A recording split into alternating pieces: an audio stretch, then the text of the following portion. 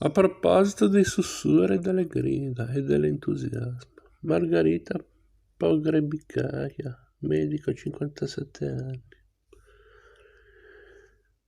La mia festa è il 7 novembre, un giorno grande e luminoso. Il ricordo più vivido della mia infanzia è la parata militare sulla Piazza Rossa. Sono sulle spalle di papà collegato al polso un palloncino rosso sopra le colonne dei manifestanti. In marcia si innalzano i giganteschi ritratti di Lenin e Stalin, di Marx, festoni e grappoli di palloncini rossi, azzurri e gialli. Il rosso è il mio colore preferito, il colore della rivoluzione e del sangue versato in suo nome, la grande rivoluzione d'ottobre. Adesso la chiamano colpo di stato militare, complotto bolscevico, catastrofe. Gli Lenin dicono erano usciti dalla Germania e a fare la rivoluzione sono stati dei disertori marinai ubriachi. Mi tappo le orecchie, non voglio sentire, è più forte di me. Per tutta la mia vita ho avuto una sola fede, noi eravamo i più felici, eravamo nati in un paese meraviglioso, unico al mondo, senza eguali. Abbiamo la Piazza Rossa e il suo l'attore del Salvatore, il Carillon, che dà l'ora esatta agli orologi del mondo intero. Me lo diceva papà e la mamma e la nonna. Il 7 novembre è il più bel giorno che ci sia. E la vigilia si restava alzati fino a tardi per preparare fiori con la carta crespa, ritagliare i cuoricini nel cartone e colorarli. La mattina mamma e nonna restavano in casa a preparare il pranzo della festa. Quel giorno c'erano sempre degli invitati. Portavano sempre una scatola con una torta e del vino in una reticella. Non c'erano ancora i sacchetti di plastica. La nonna cucinava sui famosi pierozzchi, con le ripiene di cavoli e funghi, mentre la mamma s'affaccendava a preparare l'insalata a olive e l'immancabile gelatino. E io ero con papà. Per strada c'era molta gente, tutti con i nastrini rossi appuntati al cappotto o alla giacca. I rossi striscioni sfolgoranti ondeggiavano sulla folla al suono di una fanfara militare. La tribuna coi nostri capi, alla canzone. Capitale del mondo e della patria nostra, rifugio delle stelle del Cremlino, vanto dell'universo tutto, bellissima mosca di granito. È riportato a gridare ogni momento urrà agli altoparlanti, gloria ai laboratori dello stabilimento Ali Cacciago, insignito 2 volte dell'ordine di Lenin e nonché dell'ordine della bandiera rossa. Urrà compagni, urrà, urrà. Gloria alla nostra eroica gioventù comunista e leninista, gloria al partito comunista, ai valorosi veterani, urrà, urrà, una bellezza, un entusiasmo. La gente traboccava di gioia, piangeva per l'emozione. La banda militare suonava marce e canti rivoluzionari. Lui inviato a Occidente, lei comandata invece a Oriente. Alla guerra civile entrambi vanno, i nostri prodi come somaliani. Conosco a memoria le parole di queste canzoni, non ne ho dimenticata una, mi capita spesso di cantarle. Le canto a me stessa, comincio a canticchiare a mezza voce. Immenso è il paese mio natale, copioso di foreste, campi e fiumi immensi. Non ne conosco un altro uguale, dove l'uomo respiri così liberamente. Recentemente ho ritrovato dei vecchi dischi in fondo a un armadio, ho recuperato il grammofono dalla ripostiglia e ho passato l'intera serata a ricordare. Immersa nelle canzoni di Dunajewski e Liebe Deve Kumac.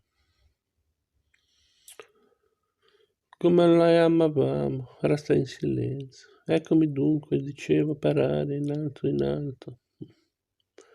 E papà innalzarmi sulla folla tenendo il più possibile le braccia in alto, sempre più in alto. E arrivava il momento più importante, appaiono e iniziano a sfilare con un assordante fracasso i mastodontici autocarri, che trainano i missili a bordo in custodia e poi i carri armati e già si intravede l'artiglieria. Ricordati questo momento per tutta la vita, mi grida mio padre cercando di sovrastare il baccano. E io so che me lo ricorderò.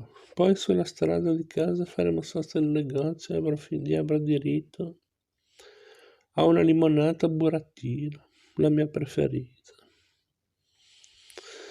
Quel giorno mi concedevano qualsiasi cosa, fischietti, lecca lecca a forma di gallo. Amavo la mosca notturna, quelle luci. Allora avevo già 18 anni e mi sono innamorato.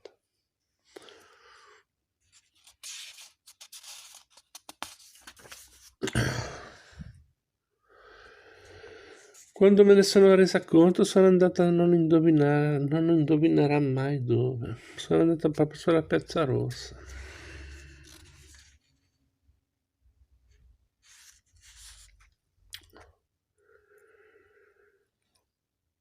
La prima cosa che ho avuto voglia di fare, non appena ho capito di essere innamorata, è stata andare sulla Piazza Rossa, le mura del Cremlino, i pini neri spolverati di bianco e il giardino di Alessandro sepolto nella neve. Guardando tutto questo mi convincevo che sarei stata felice, immancabilmente.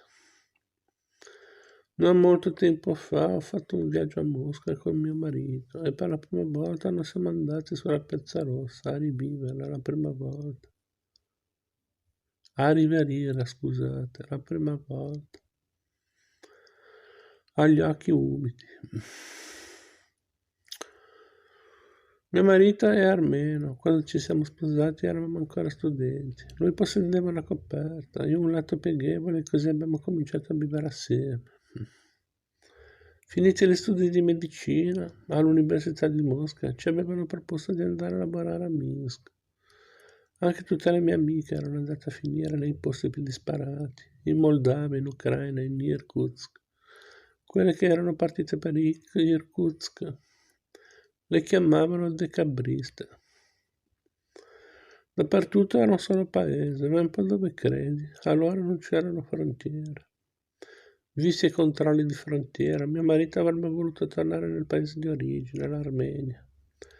Andremo al lago Seban e vedrai l'Ararat e potrai assaggiare dall'autentico pane lavash armeno, e continuava a ripetermi. Ma poi è saltata fuori Minsk e noi, ma sì, Bielorussi, arriviamo.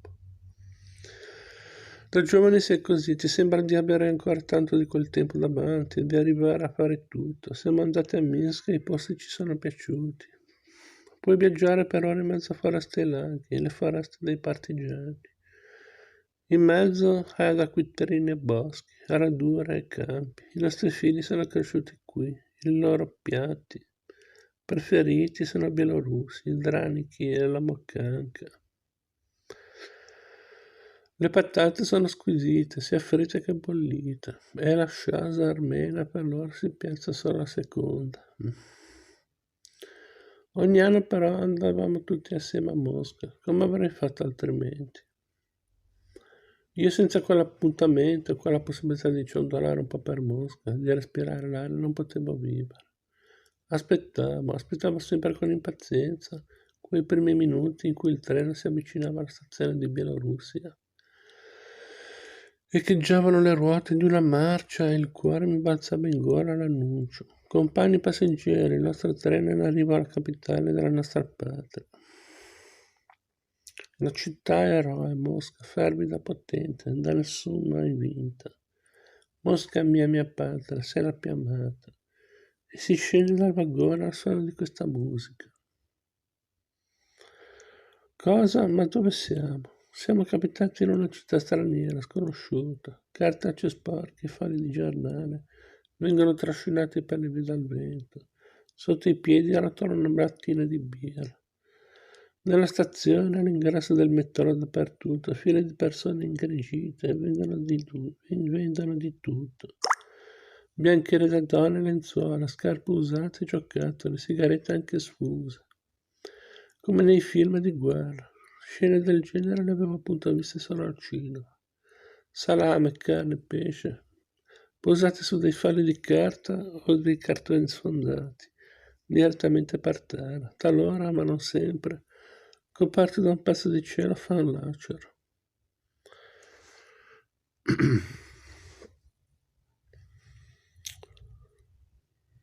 E i moscoviti compravano questa merce, tiravano sul prezzo, calze fatte a maglia, tovaglioli ricamati. Qui vendono chioggi e sempre più qui alimenti e bestiari.